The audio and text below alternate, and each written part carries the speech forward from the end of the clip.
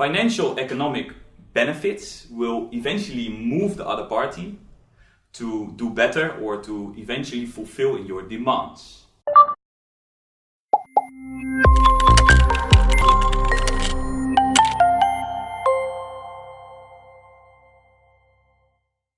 And you will also have the business perspective on the next order, right?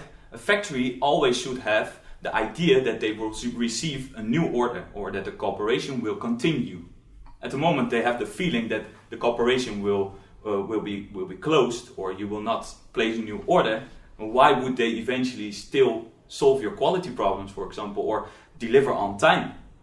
So to eventually get the best result out of a factory, you always need to have this business perspective for the future in sight. They always need to have the feeling like, okay, this cooperation will continue, so let us be willing to cooperate in what our client demands from us. At the moment that the benefit is very high, you can gain a better agreement.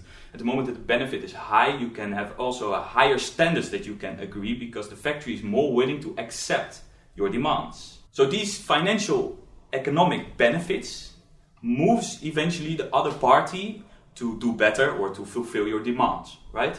So controlling these benefits and manage this well enough can create really reliable cooperations with Chinese factories eventually in China. Hi, thank you for watching this video. I hope you enjoyed it. Subscribe to our channel to stay updated about more interesting videos coming up.